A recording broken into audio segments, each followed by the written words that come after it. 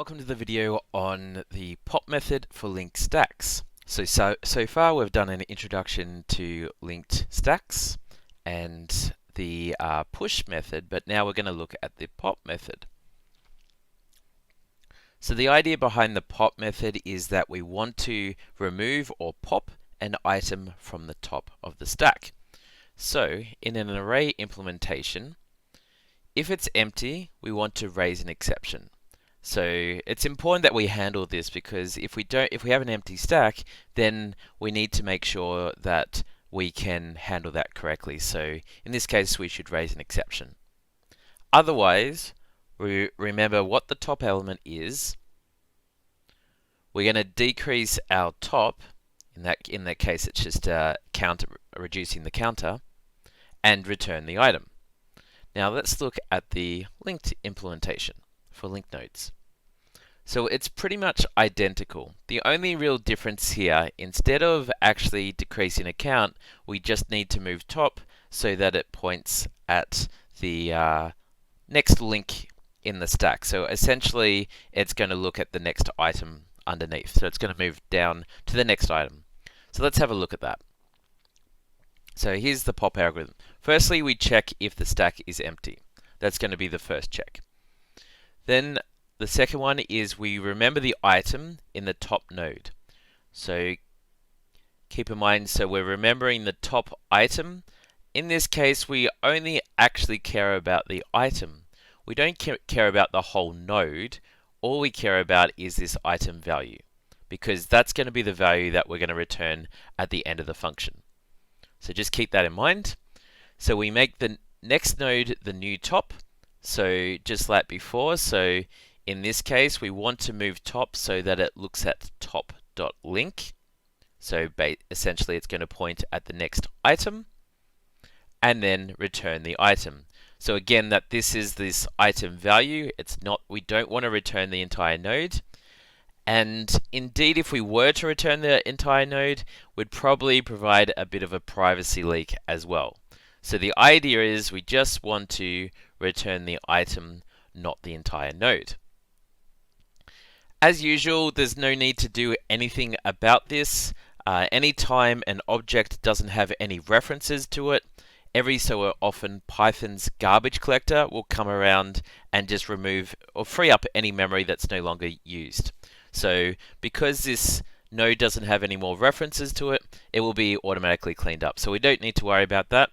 All we care about is in the stack is these three items. We only care from the top essentially down. We don't care about this item up here.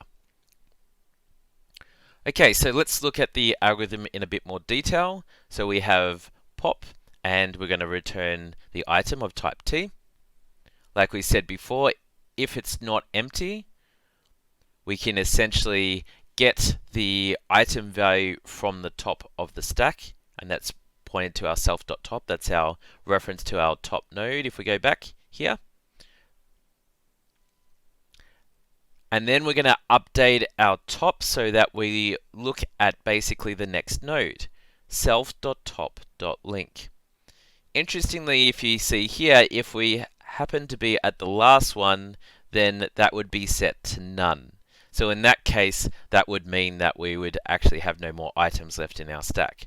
But in every other case, it would be basically set to a reference to the next node. So we do that by getting the link on the current top and assigning it to self.top. And then we're going to decrement the count by 1. Just as we've done throughout this, we're going to update our length as we go along. And the final thing we need to do is, of course, return the item. Otherwise, like we said, if the stack is empty, that's an issue because we can't pop an item off an empty stack. So what we need to raise some sort of value error to say that the stack is empty. So if we're to have a look at this, if we're to consider the complexity of all these operations, most of these are just pretty basic arithmetic or updating, doing assignment. If we check that the stack is empty, we know that can just be done by checking the length because we keep track of that. So that's done in O1. All these operations are done in O1 time. So the pop operator is indeed O1 complexity. And indeed, I should say, same with the push operator as well. It's done in O1 time as well. Okay, so let's consider a stack, and it's going to have two nodes in it to begin with. So that's going to be 41, which we can see here, which is at the top of the stack. And then we've got our second item here, or I should say our second node in the stack, which is going to contain the value 7, the item value 7 in it. So, and here we've got our length, which has a length of 2 currently. So let's see the diagram as we do a stack.pop.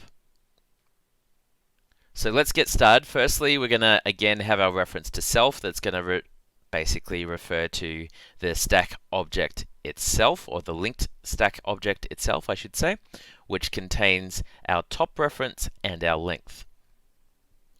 Now we're going to see if the stack is not empty. So essentially, that's going to have a look at our length and see if it's essentially not equal to 0, right? If we were to look in that function, we compare it to 0, we can see it's not equal to 0, so therefore that's going to return true. We get the item, so we get a reference to the item. Again, this is a reference to the item here. It's not a reference to the entire node. So we've got a reference to our 41, which is important because we're about to lose or to remove this node from the stack. So we need to save the item before we do this, otherwise we'll no longer have a reference to this top node, and therefore we won't be able to get the item value out. Then we update our self.top so that it looks at the next link. So we can see here it's gone down to the next item. Now the top of the stack is here. So we essentially, after doing this, we only have really one item in our stack, which we're about to update here. So we can see we've updated the length to subtract 1 to suggest we've reduced our stack by 1. Like we said before, any objects that don't have any references, this would be cleaned up eventually, but it's not a big deal. We're just putting it there just so you guys can see the change there, that's gone from 2 to 1, but that would be cleaned up by the garbage collector as well.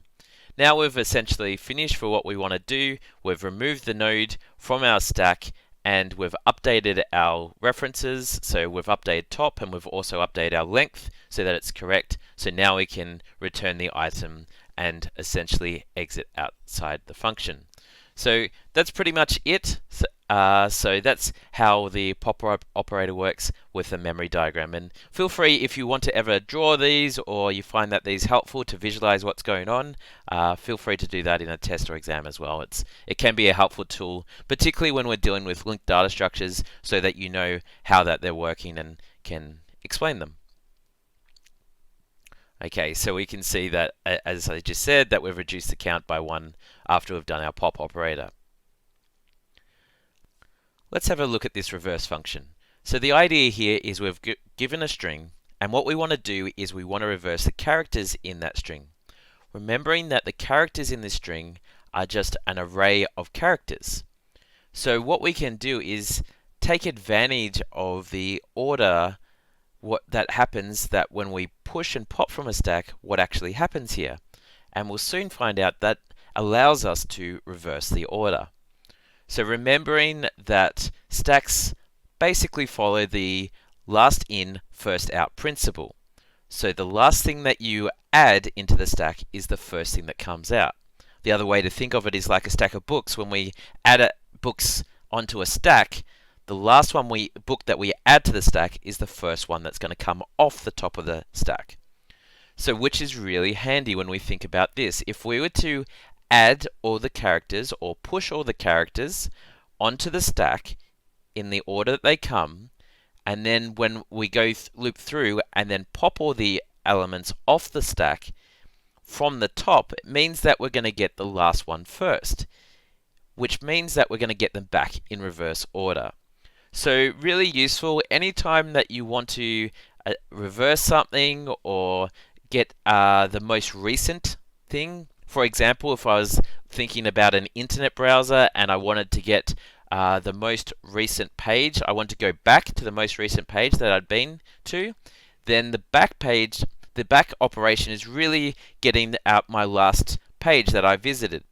So again, a stack would probably be good to keep the history as we're navigating through web pages, so that when we get them off, we could pop them if I wanted to ever go back, and push them if I wanted to when I was going forward.